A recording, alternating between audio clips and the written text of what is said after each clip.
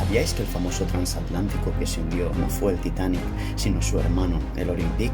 ¿Sabíais que en dicho hundimiento murieron los principales inversores de Nikola Tesla y los más poderosos opositores a la creación de la Reserva Federal? Hoy, en Hijos de Morfeo, os voy a demostrar con pruebas estas afirmaciones.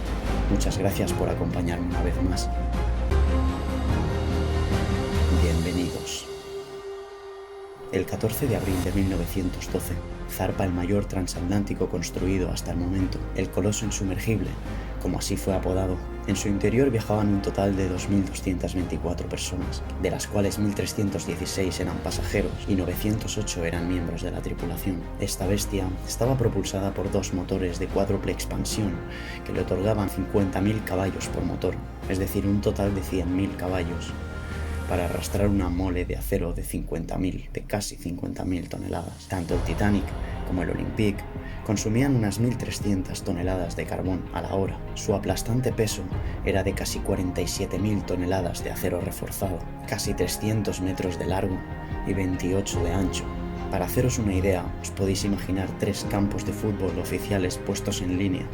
Para entender esta historia, tenemos que remontarnos al 20 de septiembre de 1911, cuando el Olympic, el hermano del Titanic previamente construido, chocó con otro navío, el HMS Hook o HMS Hook. Tanto el Titanic como el Olympic eran propiedad de la conocida compañía White Star Line, cuyo principal dueño era J.P. Morgan, a quien ya conocemos. Por desgracia para la compañía White Star Line y para J.P. Morgan, su principal dueño, el Olympic todavía no tenía su seguro en regla, de manera que White Star Line tuvo que correr con los gastos de reparación del HMS Hook.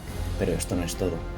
La reparación del Olympic, con una brecha de 90 metros en su casco, costaría mucho más que la creación de uno nuevo, ya que el accidente había afectado a su estructura principal y repararlo suponía cambiar más de la mitad de la estructura principal del buque. Morgan, ni corto ni perezoso, hizo lo siguiente. Ante los medios hizo oficial que iba a reparar el Olympic, mientras la reparación que le hacía realmente era una chapuza. En vez de sustituir las vigas enteras de acero reforzado que habían sido totalmente partidas por el otro buque, lo que hizo fue parchearlas, soldando nuevas vigas a las anteriores rotas, intercambiando la solidez que proporciona una viga hecha de una sola pieza por estos remaches de soldadura de varias vigas en sí, simplemente para mantener una apariencia externa, hacer que el barco flote y que se pueda mover, pero dejarlo totalmente inútil ante cualquier tipo de golpe. Pero esto es solo el principio. Hay que reconocer que la de Morgan es una mente privilegiada, una de esas mentes privilegiadas que han sido empleadas para hacer el mal. Morgan ordenó camuflar al Olympic como si fuera el Titanic, es decir, ordenó que hicieran que la parte exterior del Olympic se pareciera lo máximo posible al Titanic. El Titanic en esta época aún estaba por finalizar su construcción, estaba en los últimos detalles y se esperaba próximamente su viaje inaugural.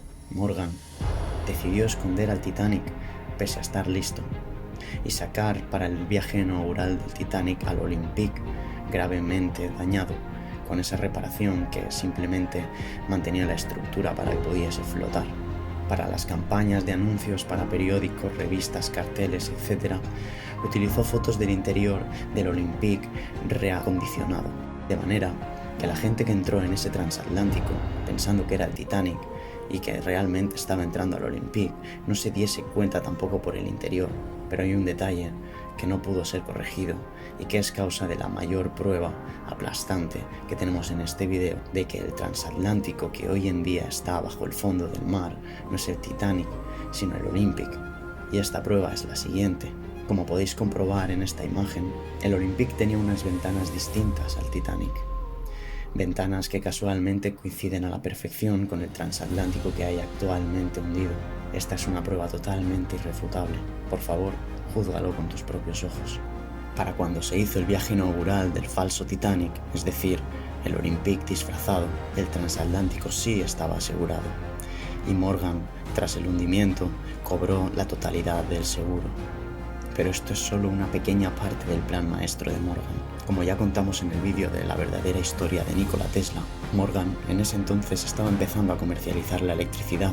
Lo único que impedía un posible futuro en donde él tuviera un monopolio eléctrico era Nikola Tesla y su torre Warcliffe, con la que pretendía regalar electricidad ilimitada e inalámbrica a todo el planeta. Por otra parte, se estaba a punto de crear la Reserva Federal, de la cual él sería principal director, la cual uniría a todos los bancos del país. En una jugada increíblemente audaz y estratégica, mandó invitaciones a los 3 únicos y principales inversores de Nikola Tesla que hacían que el proyecto de la torre Wardenclyffe se mantuviese en pie, y a los 5 más poderosos opositores a la creación de la Reserva Federal. De esta manera, cuando el Olympique se hundió tras chocar con un iceberg y abrirse la misma brecha de 90 metros que se abrió en un origen, murieron los 8. De manera que Morgan consiguió dominar el monopolio de la electricidad y a la vez la creación de la Reserva Federal, lo cual lo impulsó a ser una de las personas, si no la persona, más poderosa y rica del planeta. Morgan transformó la pérdida billonaria de un transatlántico lujoso en su posicionamiento como titán económico número 1.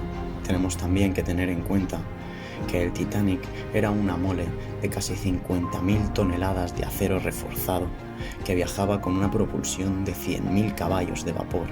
Es muy difícil que chocando contra hielo se abra una grieta de 90 metros en acero reforzado. Pero esto tampoco es todo. Tanto el Titanic como el Olympique estaban preparados para equipar una capacidad de botes de hasta 2.500 personas. En el momento de la inauguración, zarpó con botes tan solo para 1.178 personas. En el Titanic iban más de 600 mujeres y niños. La norma decía que las mujeres y niños tenían que ser salvados primero, de manera que si en el barco habían más de 600 mujeres y niños entre la tripulación y los pasajeros, eso nos deja solo 578 puestos en botes para 1.347 hombres. Algo disimulado, pero efectivo, ya que consiguió acabar con sus 8 principales opositores. Sin duda, el Titanic es una buena película, pero con historias como esta entendemos el por qué se dice que la realidad siempre supera la ficción. Y no os preocupéis, porque en este canal os vamos a desvelar la verdad de nuevas historias cada semana. ¿Qué opináis vosotros sobre la jugada de Morgan, que para él pesase más el dinero y el poder al desarrollo que hubiera tenido la humanidad si Nikola Tesla hubiera acabado de desarrollar sus proyectos, y a la muerte de 2.000 personas aproximadamente en el desastre del hundimiento del Olympique? ¿Seríais capaces de cargar con ese peso en vuestra consciencia a cambio de un dinero casi ilimitado? Os leo abajo en los comentarios. Muchas gracias de todo corazón a los que estáis apoyando el canal en estos momentos en los que es pequeño y somos pocos. Gracias a vosotros siento que merece la pena grabar estos vídeos. Si te ha gustado el vídeo, agradecería un like, me ayuda a saber si estos temas gustan para traer más parecidos. Suscríbete si quieres conocer la verdadera realidad de historias como esta, y muchas gracias por quedarte hasta el final. Nos vemos muy pronto, hijos de Morfeo.